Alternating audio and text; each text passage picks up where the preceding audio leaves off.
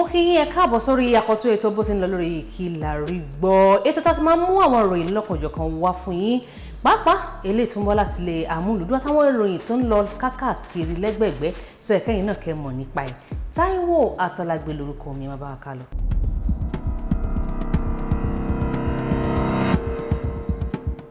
Lónìí lórí bó ti ń lọ lórí Kilarigbo, ó náà ni wọ́n mú láti ilé àmúlùdún ilé tí wọ́n láti ọ̀dọ̀ àgbà òṣèré Ògògó ọmọ Kúlódò. Wọ́n ní ìfẹ́ mi tí ẹ ní sí mi nílùú mi, òun náà ló fi ronú nǹkan tó bá ìkàn mi.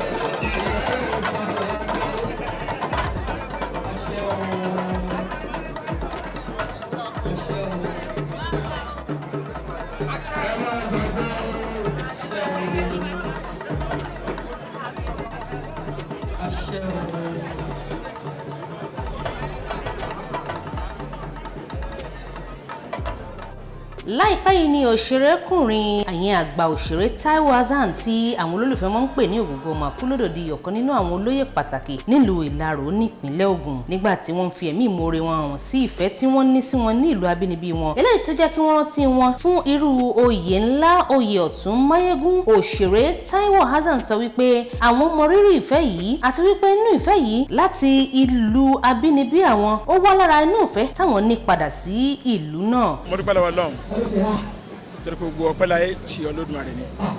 Mo dẹ̀ dúpẹ́ lọ́wọ́ kábíyèsí mi àti gbogbo ọmọ Ìlaró pátápátá. Àfòpọ̀nú èèyàn ló máa sọ pé òun ṣe nǹkan rẹ̀ inú wọn ò dùn.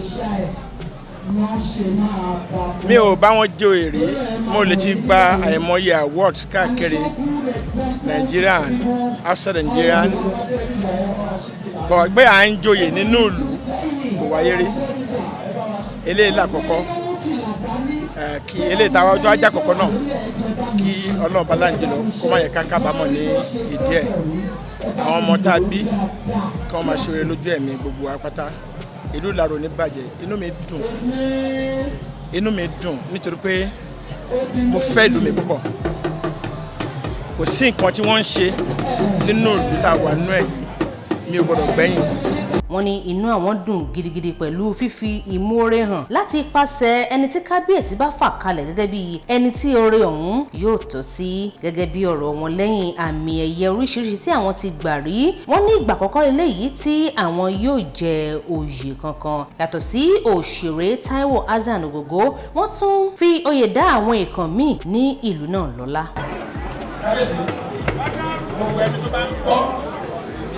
Ní Yeke tó ń kálí mọ́tàrí Ògògó estate 10% discount from now to the 14th of March. Ọ̀pọ̀ ọ̀rọ̀. Lẹ́yìn lọ kábẹ́sì, ẹ̀kọ́ ronú sẹ́yìn kan tẹ̀ dúró sí bí òní nígbà yìí sí. A plot of land fẹ̀lẹ̀ náà ní ìdílé sọ̀rọ̀ náà. Ìdùnnú gbogbo ènìyàn ní láti ṣe àṣeyọrí nínú iṣẹ́ ìyòwú tí èèyàn bá yàn láàyò nílé ayé. Nítorí náà mo dúpẹ́ lọ́wọ́ Ọlọ́run fún àṣeyọrí tí ó fún mi, tí kò fi mí sílẹ̀ fún ọ̀tá yíyọ̀, tí kò sì jẹ́ kí ojú kí ó tì mí. Ẹ̀yin olólùfẹ́ mi, mo dúpẹ́ lọ́wọ́ yín fún àdúrótì yín náà pàápàá láti ìgbà yìí wá. Ẹ tún máa retí ọ̀tun láti ọwọ́ mi síwájú sí. Nígbà tí mi ò kó nídìí iṣẹ́ yìí, they expect new things. Mo ṣẹ̀ṣẹ̀ kó location àbúrò mi kan ní Kúnlé Afọláyan.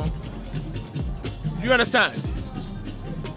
Ẹ bẹ̀ sí ni máa rí látòrí Ògògó tẹlifíṣàn mi lórí YouTube mi. Ẹ máa bẹ̀ sí ni máa rí àwọn idán lóríṣiríṣiríṣiríṣiríṣi. Ẹ bá pè ní ẹ̀yìn skit, ẹ bá pè ní whatever, ẹ bá pè ní short drama, ìhun tó wùn kẹ́ pè é. Kémi ṣáà ti máa ṣe kí n máa múnú àwọn èèyàn mi dùn ni. Iṣẹ́ tí ọmọ Kúnlé Afọláyan yẹn ṣe, ẹni láyà kó wá wọ ni. Do you understand? The title is Anikulapo or Anikulapo, whichever one.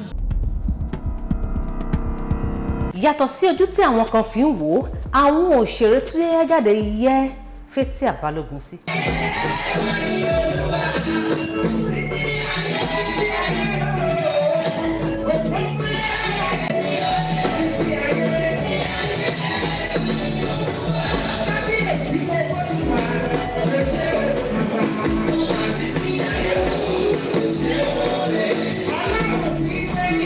àṣekágbá ọjọ́ ìbí òṣèrébìnrin Fathia Williams Balógun ti wáyé. Àwọn ọ̀rẹ́ alábàáṣiṣẹ́pọ̀ àtàwọn olólùfẹ́ rẹ̀ ni wọ́n tún yẹ́yá jáde láti yẹ́ ẹ sí láì fi ti ẹgbẹ̀lẹ́gbẹ̀ owó aṣọ ẹbí tí àwọn kan ń pariwo wípé yóò bẹ́gi dínà àti wá ẹlòmíràn tàbí àti rà. Àrà kì í tán nílé alára ni ayẹyẹ ọjọ́ ìbí ọ̀hún gẹ́gẹ́ bí ọmọ ọlọ́dún gan kò ṣe tú ara sílẹ̀ rárá bí ó ṣe yọ bí ọjọ́ nínú àwọn aṣọ tí ó yááyì. Lára àwọn tí ó wá yẹ ọlọ́jọ́ ìbí sí ni tọkọtaya tí ayé ń sọ nípa wọn lẹ́nu lọ́ọ́lọ́ yìí, Mercy Aigbe àti ọkọ rẹ̀ Adekas, tí wọ́n dìde ná owó tí wọ́n sì jó láti yẹ ọlọ́jọ́ ìbí sí.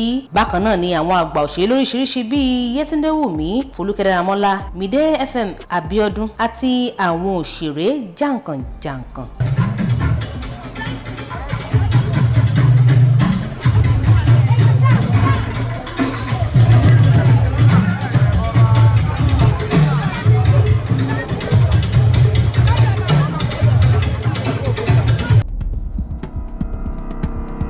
Ọkọ gbajúgbajà òṣèré tẹ́lẹ̀ rí Mercy Aigbe Lanre Gentry wọ́n yayọ̀ ọmọ tuntun. Take a good look at me. Gosh, I look so fine. Ọkọ òṣèrébìnrin Mercy Aigbe tẹ́lẹ̀ rí ọ̀gbẹ́ni Lanre Gentry ti ṣẹ̀ṣẹ̀ bí ọmọbìnrin làǹtìlanti láti ọ̀dọ̀ aya rẹ̀ tuntun. Lanre Gentry yayọ̀ ọmọ yìí lórí ayélujára nígbà tí ó ń dúpẹ́ lọ́wọ́ Olódùmarè fún oore tuntun yìí. Àwọn èèyàn ìlú, ọ̀rẹ́ lólùfẹ́ wọ́n ti ń bá wọn yọ̀. Lẹ́yìn ìgbà díẹ̀ tí ìpínyà dé bá òṣèrébìnrin Mercy Aigbe àti Lanre Gentry ni ọkùnrin náà fẹ́ ìyàwó mìíràn tí òṣèrébìnrin náà sì ṣe ìgbéyàwó pẹ̀lú ẹlòmíràn lẹ́nu ọjọ́ mẹ́ta yìí. Property. I invested so much in this. My property. Ọ̀kan nínú àwọn ọmọbabìnrin Aláàfin tìlú Ọ̀yọ́ kópa nínú fíìmù fún ìgbà àkọ́kọ́.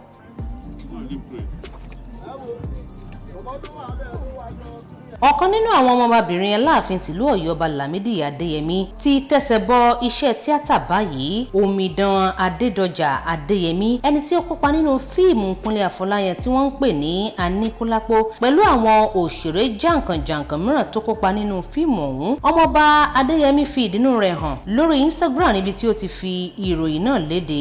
Ọmọbabìnrin Adédọjà kẹ́kọ̀ọ́ gboyè nílé ìwé gíga tìlú Èkó láìpẹ́ yìí pẹ̀lú máàkì eléyìí tí ó yááyì.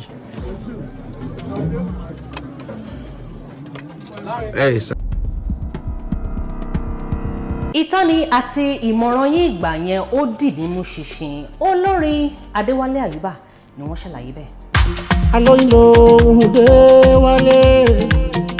Gbajúgbajà olórin fújì nílẹ̀ yìí Adéwálé Àyùbá tí àwọn olólùfẹ́ wọn tún máa ń pè ní Mr. Bubble tàbí Mr. Johnson ti fẹ̀mí ìmoore wọn hàn sí àgbà olórin jùjú King Sunny Adé látàrí ìmọ̀ràn àti ìtọ́nisọ́nà tí wọ́n fún wọn gẹ́gẹ́ bí bàbá, èyí tí wọ́n ṣe àmúlò rẹ̀ tí ó sì ń tẹ̀ wọ́n síwájú nínú iṣẹ́ orin wọn títí di àsìkò yìí. Gẹ́gẹ́ bí wọ́n ṣe wí, wọ́n ní àwọn ò láíláí gbàgbé ọ̀rọ̀ bàbá, àwọn ò sì lè láíláí kó iye wọn kéré nígbà kọ̀ọ̀kan nítorí ipa ìmọ̀ràn wọn láyé wọn, eléyìí tí ó jẹ́ kí iṣẹ́ wọn tún fìdí rinlẹ̀ dáadáa sí i. Akọrin fújì Adéwálé Àyùbá wọ́n gbajúgbajà fún orin bọ́bù, ijó fújì àti àwọn orin ọlọ́kan òjọ̀kan tó lárinrin míì tí wọ́n ti kọ sẹ́yìn, pàápàá jùlọ léyìí tí wọ́n gbé jáde lẹ́nu lọ́lọ́ yìí tí wọ́n pe àkọlé rẹ̀ ní Kólóbákólóbá. As to me is to love her forever. Oh, I will do what we say.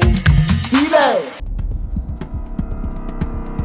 Nínú ọkàn ni jíjẹ́ ọ̀dọ́ wà, nítorí náà ọ̀dọ́ ni mí. Aṣíwájú Bọ́lá Ahmed Tinubu ni wọ́n sọ bẹ́ẹ̀.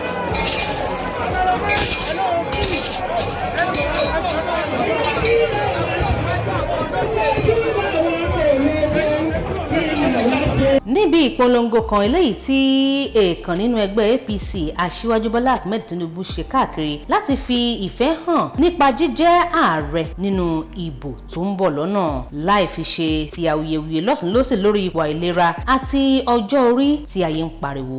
Aṣíwájú Tinubu ní ọ̀dọ́ tí ó dúró wámúwámú ni àwọn náà, tí èròǹgbà wọn sì jẹ́ láti sún orílẹ̀-èdè yìí síwájú àti síwájú sí i.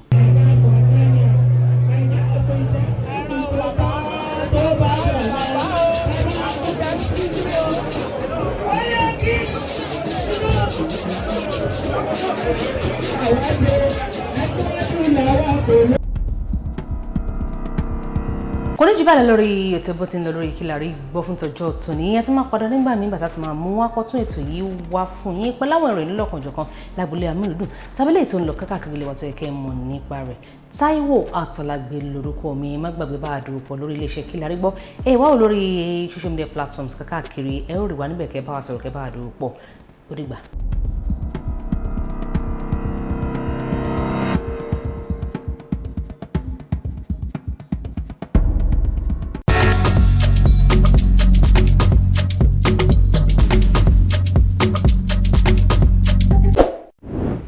Kilarigbo Live TV ìkànnì amúlùdún àkọ́kọ́ tó ń gbé àṣà àti ìṣẹ̀lẹ̀ Yorùbá lárugẹ. Atagbantagba lóde tagbangba ló ti pápá tó ní kí ló ní tagbangba ó ṣe. Àwọn gbàǹkọ́gbì alárinrin ètò ọ̀dọ́ wa ló sodo sí. Mo lè má lè sọ òyìnbó púpọ̀ but nínú Yorùbá tí mò ń sọ àwọn kan yọ Yorùbá ń bẹ̀. Ṣé báwa náà kọ́ Ọlọ́run ọba ni kámú láti Kilarigbo Unlimited. Kilarigbo Unlimited ládùn ètò tí kò láfiwé. Alárakúàrà. Orí ètò Alárakúàrà ní àwàyè lórí Kilarigbo TV. Mo lo ata, tomatoes, àlùbọ́sà, ẹyin, mo lo carrot, mo dẹ̀ tún fi hot dog náà sí. Mélòó la fẹ́ kà nínú eyín adépèlé KPK kò gbọ̀kẹ̀. Kilarigbo ló ń jẹ́ bẹ́ẹ̀ ká ṣe àkálẹ̀ àwọn ayẹyẹ lọ́nà tí ìgbàlódé léyìí tẹ́yìn ó sì gbádùn ẹ̀. Ọba sọ́yọ̀ ọ̀rọ̀ jábẹ́sì padà ìwọ ni Olúwa wá fàyè mi ṣe yanu.